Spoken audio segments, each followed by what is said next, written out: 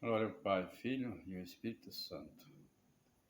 Senhor, purifica meu coração e Deus, para que eu não siga dignamente a vossa santa palavra. Evangelho deste domingo, dia de Pentecoste, amanhã, né? Graças a Deus. Está em João 20, de 19 a 31. Era o primeiro dia da semana. Ao anoitecer desse dia, estando fechadas as portas do lugar onde se achavam os discípulos, por medo das autoridades dos judeus, Jesus entrou, ficou no meio deles e disse: A paz esteja com vocês.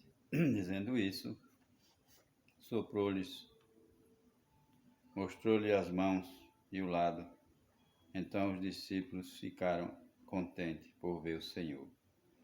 Jesus disse de novo para eles: A paz esteja com vocês. Assim como o Pai me enviou, eu também envio vocês. Tendo falado isso, Jesus soprou sobre eles, dizendo: Receba o Espírito Santo. Os pecados daqueles que vocês perdoarem serão perdoados. Os pecados daqueles que vocês não perdoarem não serão perdoados. Palavra da salvação. Glórias a vós, Senhor. Meus irmãos e irmãs, Jesus, na oitava de Páscoa, ressuscitado no meio do povo, aparecendo aqui, aparecendo acolá, organizando tudo, porque Jesus ia para o Pai. Ele voltou para o lugar que ele estava, o céu, ao lado de Deus.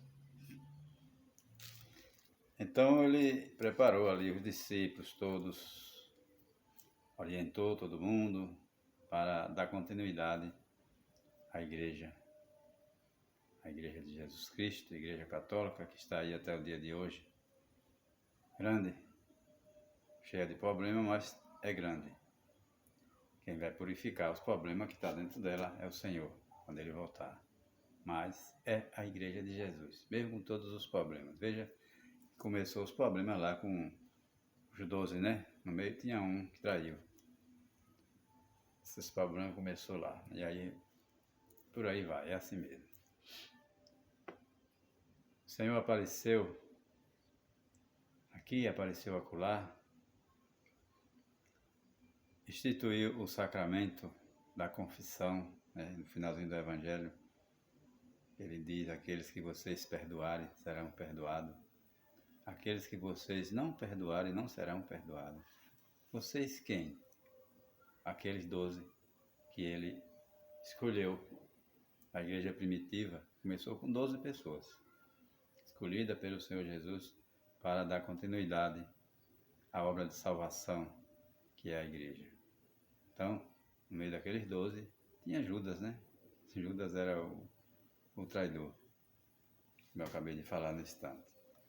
E ali Jesus deu autoridade a todos eles para perdoar pecados, para fazer confissão, as pessoas e recorrer ao sacerdote para se confessar.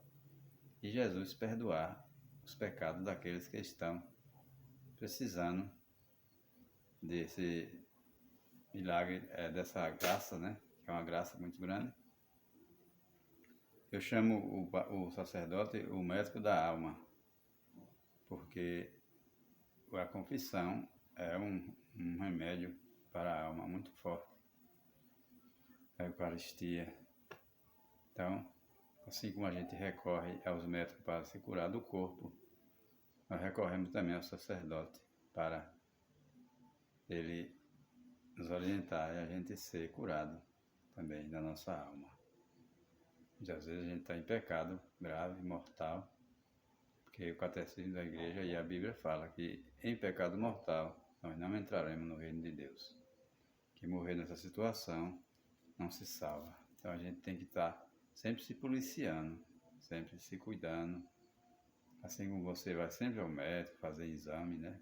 Para ver como é que está a sua situação, sua saúde.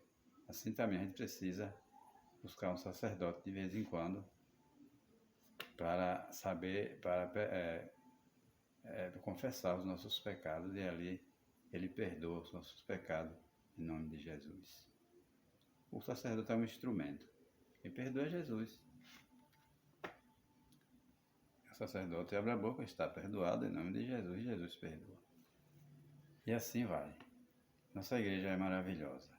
Nós somos felizardos porque nós temos esses meios de salvação, né? É uma bênção muito grande.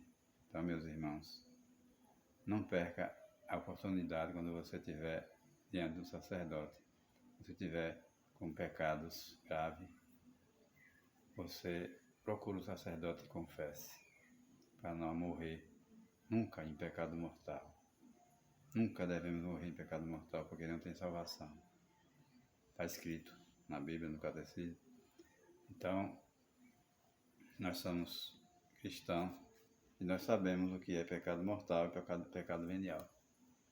O pecado levinho, venial, você é perdoado na hora da missa. Na hora que o padre, na hora que a igreja canta o canto de perdão. Ali a gente pede perdão a Deus e Deus perdoa os nossos pecados veniais.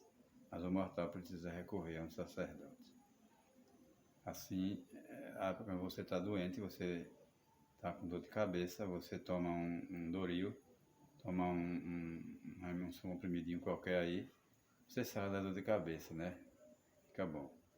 Mas se você tiver com uma doença grave, você vai procurar um médico para fazer uma cirurgia, para procurar fazer uma quimioterapia para você ficar curado.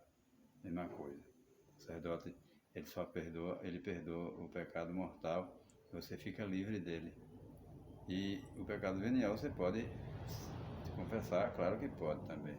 Mas quando você vai para a missa, que você pede perdão na hora do canto do perdão ali, ele é perdoado também. Mas tenha cuidado, porque muitos pecados veniais se tornam um pecado mortal. Tenha cuidado. E a gente precisa recorrer a essa graça que foi deixada por nosso Senhor Jesus. Por que é que muita gente não vai? Porque não tem fé. O problema é a fé. Jesus ressuscitou, está no meio de nós há 2025 anos. Ele não deixou nós abandonados. Ele está no meio de nós. O problema é fé. Pouca gente tem fé. É que nem o homem lá, o discípulo, né? Que não teve fé, esqueci o nome dele. Ele viu Jesus, queria botar a mão, só que ele botasse o dedo, topasse nas feridas. Então, a gente não pode ser assim, a gente tem que recorrer na hora que precisa, de vez em quando fazer uma confissão. Precisamos ter essa fé, senão a gente vai descer, não podemos vacilar. Assim como você se preocupa com o seu corpo, preocupe mais ainda com a sua vida espiritual, com a sua alma. Que ela é o principal, ela é aquela que vai retomar esse corpo, ressuscitar no último dia para viver a eternidade. E não deixe que a sua alma retome seu corpo cheio de pecado mortal. Aí não tem jeito, vai descer. Precisamos nos policiar, precisamos ter cuidado com a nossa vida espiritual. Pedir a Deus na oração: Senhor, eu creio, mas aumente a minha fé, que ela é pequena. Que Deus seja louvado. Que o nosso domingo de Pentecostes seja cheio de oração, cheio do Espírito Santo. Vai à Santa Missa, participar do santo sacrifício de Cristo na cruz, que é o nosso dever de cristão católico. Louvado seja nosso Senhor Jesus Cristo.